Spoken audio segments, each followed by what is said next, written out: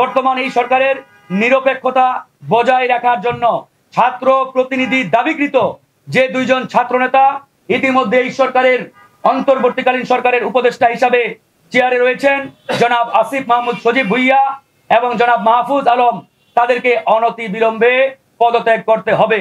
তারা যদি পদত্যাগ না করে তাহলে গণ অধিকার পরিষদ অন্যান্য সকল রাজনৈতিক দল এবং বিপ্লবের পক্ষের শক্তিগুলোকে নিয়ে অতি দ্রুত কঠোর কর্মসূচি ঘোষণা করবে। প্রায় 2500 আউটসোর্সিং কর্মী ঢাকা ওয়াসার বিভিন্ন বিভাগে কর্মরত রয়েছেন।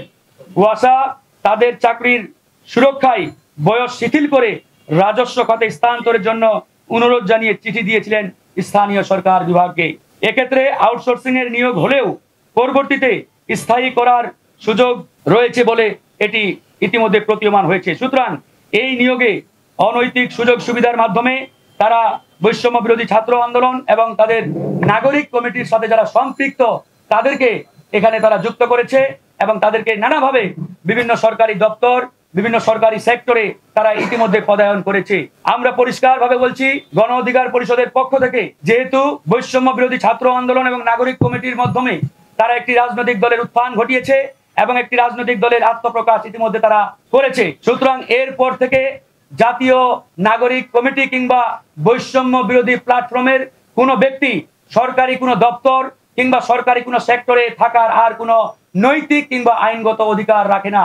যারা ইতিমধ্যে নিয়োগ পেয়েছে বা নিয়োগ দেওয়া হয়েছে তাদেরকে অনতি বিলম্বে প্রত্যেকটি সেক্টর এবং প্রত্যেকটি জায়গা থেকে বহিষ্কার করতে হবে, তাদেরকে অব্যাহতি দিতে হবে, অথবা তারা নিজেরাই পদত্যাগ করলে সেটি দেশ ও জাতির জন্য মঙ্গল।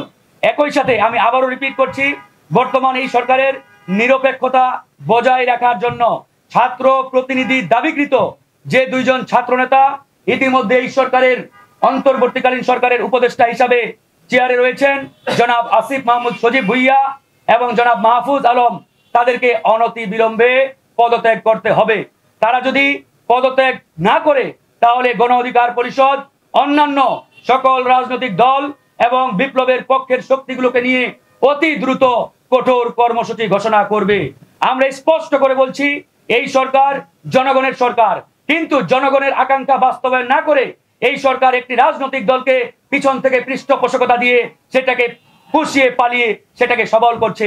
এখান থেকে আমাদের সংশয় সন্দেহের উদ্রেক হয়েছে যে এই সরকারকে কোন রাজনৈতিক দল গঠনের জন্য জনগণ চেয়ারে বসায় নাই। এই সরকারকে যে মহান দায়িত্ব দিয়ে জনগণ চেয়ারে বসিয়েছিল সেই মহান দায়িত্ব পালন এই 7 মাসে কতটুকু করতে পেরেছে সেটি কিন্তু আজকে পরিষ্কার। সুতরাং আমরা সরকারের কাছে আহ্বান জানাবো, এই সরকার যদি জনগণের আকাঙ্ক্ষা বাস্তবায়ন না করে তাহলে এই সরকারের বিরুদ্ধেও কিন্তু জনগণ দাঁড়াবে। আজকে নিরপেক্ষ নির্বাচন এই সরকারের অধীনে হবে কিনা সেই প্রশ্নেও রাজনৈতিক মহল এবং জনগণের মধ্যে দেখা দিয়েছে। কারণ এই সরকারের এই 7 মাসের যে কর্মকাণ্ড, এই কর্মকাণ্ড এটাই প্রমাণ করে যে এই সরকার নির্দিষ্ট একটি দলের পক্ষে নগ্নভাবে যে পক্ষপাতিত্ব অবলম্বন করেছে, সেই জায়গা থেকে তাদের মাধ্যমে নিরপেক্ষ নির্বাচন আশা করাটা অনেক দুরূহ। সেই জায়গা থেকে আমরা পরিষ্কারভাবে বলছি, ডক্টর মোহাম্মদ ইউনূসকে নিয়ে আমাদের কোনো আপত্তি নেই, তিনি এদেশের সম্পদ, আমরা তাকে স্যালুট জানাই। কিন্তু প্রশ্ন হচ্ছে, ডক্টর মোহাম্মদ ইউনূসের চতুর্দিকে যারা রয়েছেন এরা এক একটা আওয়ামী এজেন্ডাধারী, আওয়ামী দালাল এবং এরা নানাভাবে আওয়ামী লীগের কাছ থেকে সুযোগ সুবিধা নিয়ে এই সরকারের যে ছাত্র উপদেষ্টা ইতিমধ্যে রাজনৈতিক দল গঠন করেছেন তাদেরকে নানাভাবে তারা পৃষ্ঠপোষকতা করছেন। আমরা এটাও শুনেছি আওয়ামী বড় বড় ব্যবসায়ীদের কাছ থেকে মোটা অঙ্কের টাকা নিয়ে আসার জন্য এই সরকারের 2 থেকে 3 জন উপদেষ্টা অত্যন্ত ঘনিষ্ঠভাবে কাজ করছেন। সেই 2 থেকে 3 জন উপদেষ্টা কারা তারা আপনারা ইতিমধ্যে জানেন, সেটা সোশ্যাল মিডিয়া এবং গণমাধ্যমে অনেকবার নামগুলো উঠে আসছে। আমরা নামগুলো বলতে চাই না, আমরা গণমাধ্যম বন্ধুদের বলবো আপনারা সেই 2-3 জন উপদেষ্টার নামগুলো বের করে নিয়ে আসার চেষ্টা করুন। আমরাও দেখতে চাই, জাতীয় দেখুক কারা এই সরকারের চেয়ারে বসে 2000 ছাত্র জনতার রক্ত সোনার যে চেয়ার, যে উপদেষ্টা পরিষদ, এই উপদেষ্টা পরিষদের চেয়ারে বসে আওয়ামী ব্যবসায়ীদের কাছ থেকে শত কোটি টাকা এনে সরকারি পৃষ্ঠপোষকতায় দল গঠনের পিছনে সেটাকে বিনিয়োগ করবে, ঢালবে, এটা এই দেশের জনগণ মেনে নেবে না।